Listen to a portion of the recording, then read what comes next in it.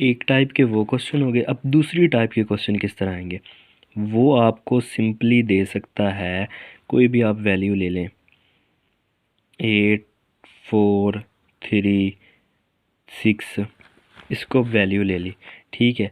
अब सिंपली इसकी जो भी बेस हमें गिवन दी जाएगी, चाहे वो इस तरह की हो, चलें पहले एक दफ़ा बता दूँ, 4 हो सकती है, 2 4 4 नहीं 8 सॉरी 16, कोई भी वैल्यू बेस आएगी, सिंपली एक ही बेस आनी है, ये नहीं कि तीनों आएंगी, कोई एक आ सकती है। मैं आपको तीनों तरह से समझा रहा हूँ, कोई भी एक बेस आ सकती है।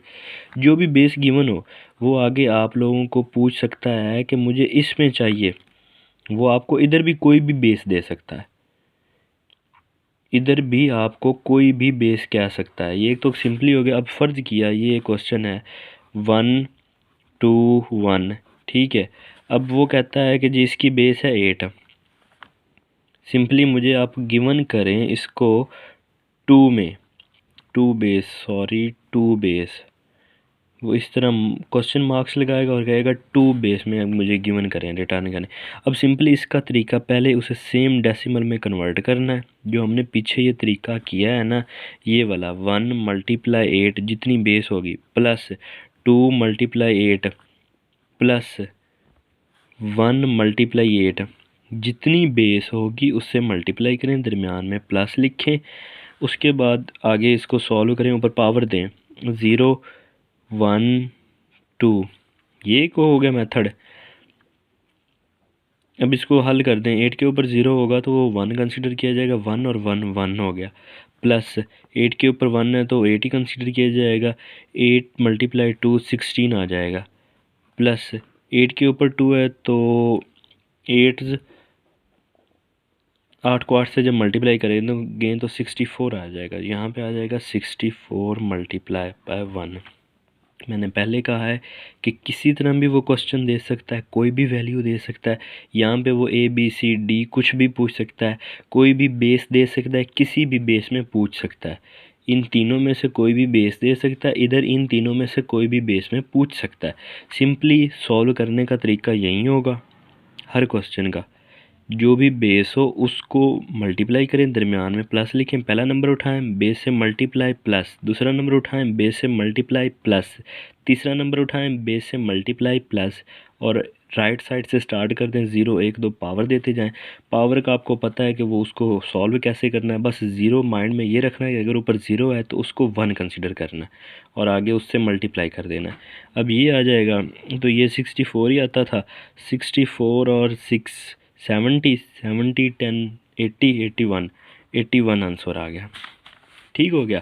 अब ये तो एक हमने यानी कि इसको सॉल्व कर लिया। अब हमें उसने आंसर मांगा है 2 में, सिंपली 81 को उठाओ, इस तरह फैक्टराइजेशन इसे कहते हैं या डिवीजन मेथड बोल दें, 2 पे डिवाइड करते जाओ। अब 2 यानी कि हमने एक पॉसिबल वैल्यू बनाते जाना है, ये नहीं देखना कि पूरा पूरा डिवाइड करना है, पूरा पूरा डिवाइड नहीं करना, उसके करीब तरीन जा के छोड़ देना है, जो बचेगा उसको उसी तरह लिखते जाएं साइड पे। अब देखें 2 4 8, ठीक है। अब 0 0 यहाँ पे लग जाएगा क्योंकि 2 40 80 और एक बच गया, एक वैसे यहाँ पे आ गया, ठीक है। अब 2 2 4 0 उसी तरह आ गया, ये 2 20 40 ज़ीरो बच जाएगा क्योंकि पूरा पूरा डिवीजन हो गया। अब इसी तरह 2 10 आ जाएगा, ज़ीरो बच जाएगा, 2 10 20 2 5 आ जाएगा, ज़ीरो बच जाएगा।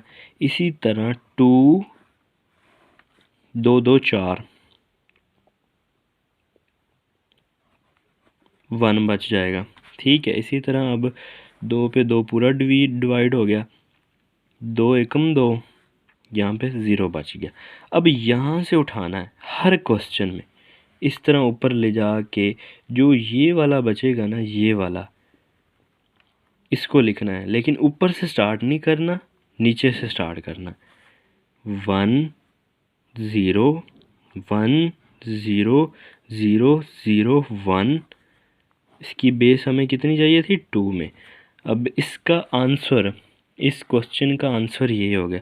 और माइंड में ये ही रखना है कि जितनी बेस है ना उससे छोटा नंबर अंदर हो जवाब में, चाहे वो क्वेश्चन में होगा तो वो छोटा होगा उससे, चाहे वो आंसर में होगा वो उससे छोटा होगा। ये नहीं कि यहाँ पे 2 से ऊपर जाएगा, बेस से ऊपर जाएगा। ये देखो सारे 2 से नीचे आए रहे सिंपली, तो ये होगा। इसी तरह सेम वो तीसरी टाइप का क्वेश्चन वही ABC वाला, वो आपको ABC कह सकता है कि कोई भी बेस ले लें, 8 बेस है, आपने इसको 16 बेस में आंसर देना है मुझे, 16 बेस में आंसर चाहिए। सेम इसी तरह जिस तरह पीछे समझाया है सेम इसी तरह करना है, ठीक है। और अब एक टाइप का ये हो गया, दूसरी टाइप का ये क्वेश्चन हो गया, और तीसरी टाइप का क्वेश्चन वो सिंपली यही देगा, सिंपली एक क्वेश्चन ये देगा, सिंपली आपको कहेगा कि ये एक क्वेश्चन है, ठीक है, इसको सॉल्व करें। इसको सॉल्व करने का सिंपल मेथड है ये वाला, बस अगर वो ये एक दे देना, बेस नीचे कोई भी हो, इनमें से कोई भी बेस हो, वो अकेला ये वाला दे दे, ये अकेला दे दे, ये अकेला, तो आपने सिंपली उस बेस को उठाना है और यहाँ तक जवाब लिख देना है, यहाँ तक। अगर वो साथ ये भी पूछ लेता है कि मुझे आपने इस बेस में आंसर देना है, सवाल आपको इनमें से कोई भी बेस में दिया गया, जैसे यहाँ पे 8 मैंने लिया है, 8 बेस में सवाल दिया गया है, जवाब मुझे 2 बेस में दें, तो फिर आपने आगे ये वाला प्रोसेस भी करना है। और अगर वो यहाँ तक कहे, सिंपली ये कह दे, सिंपली इनमें से कोई बेस दे दे या इस तरह क्वेश्चन दे दे, सिंपली यानी कि वो कोई भी आपको दे सकता है 2 4 3, वो कहे 8, तो यहाँ इसका आंसर दें। इसका आंसर सिंपली आपने यहाँ तक सॉल्व कर देना है, चाहे वो बेस कोई भी हो। 8 है तो यहाँ पे वो 8 है, 2 है तो यहाँ पे 2 लिख देंगे, 16 है तो यहाँ पे 16 लिख देंगे इसका। और अगर वो साथ पूछ लेता है 2 4 5, 2 बेस में दिया गया, आप मुझे इसका आंसर दें 16 बेस में, ठीक है, तो सिंपली आपने आगे फिर यहाँ तक सॉल्व करने के बाद ये वाला प्रोसेस भी करना है, जिस बेस में मांगा है उसी पे डिवाइड करना है। यहाँ पे आंसर उसने मांगा था 2 पे, तो 2 पे डिवाइड किया। डिवाइड किस तरह किया है वो मैंने आपको बता दिया है कि उसके करीब तरीन जाना है, ठीक है, और जो बचता है वो उसी तरह लिख देंगे। और जो डिवाइड कर रहे हैं ना जिस पे, वो उससे कम आंसर में आएगा। अब 8 पे करेंगे ना तो उसमें 3 5 4 7 यहाँ तक जाएंगे, 0 से लेकर 7 तक जवाब आएंगे इनके दरमियान में, तो आपने लिख देना है, ठीक है। जब 16 से करेंगे तो वो 15 तक जाएंगे, 0 से लेके 15 तक आंसर जाएंगे। और हाँ 16, जब बेस 16 वाला अब आ जाएगा ना, ये देखें जब यहाँ पे इसको हमने 2 में कन्वर्ट कर लिया, यहाँ पर जवाब आ गया। जब हम 16 में इस तरह डिवाइड करेंगे ना तो फिर वो 9 से ऊपर जाएंगे, जो यानी कि यहाँ पे 10 भी बच सकता है, 11 भी बच सकता है, 12 भी बच सकता है, क्योंकि हमें पता है कि बेस हमारी 16 है, ठीक है। 16 बेस में हमें आंसर चाहिए, तो वो 15 तक जाएंगे, 0 से लेके 15 तक आंसर आ सकता है, ठीक है। तो जो 9 से ऊपर होंगे यानी कि 10 11 12 13 14 15, इनको हमें पता है कि ए के इक्वल लिख देंगे, बी के इक्वल लिख देंगे, सी के इक्वल लिख देंगे, डी के इक्वल, ई के इक्वल और एफ़ के इक्वल, ठीक है। अब यानी कि यहाँ पे अगर फ़र्ज़ किया 16 पे डिवाइड करते हैं तो यहाँ पे कोई भी 10 आता है, ये यहाँ पे 11 आता है, तो यहाँ पे आंसर में हम उसकी जगह, यानी कि ये 1 0 1 0 आगे 11 है तो उसकी जगह क्या आ जाएगा, बी। बी आगे वो 10 है, 0 10 है, यहाँ पे 10 है तो इसकी जगह आ जाएगा ए, ठीक है ना। इस तरह भी आंसर आ सकता है, आप इस तरह लिख दें तो ज़्यादा बेस्ट है, ना भी लिखें तो आंसर में टेंशन नहीं है। ये इस तरह के क्वेश्चन आने हैं, सिंपली अकेला आ जाए तो आपने जस्ट यहाँ तक सॉल्व कर देना है। मैंने आपको बता दिया कि सॉल्व कैसे करना है। अगर वो आपको आगे कोई भी बेस पूछ ले तो आपने ये सेकंड वाला मेथड करना है लाजमी, जिस बेस में पूछे उसी पे डिवाइड करना है, ठीक है। और एक ये इसमें आ सकते हैं ABCD में कोई भी वो आपको दे सकता है, आपने वैल्यूज़ आपको पता है, उनकी जगह बस वैल्यूज़ लिखें सिंपली,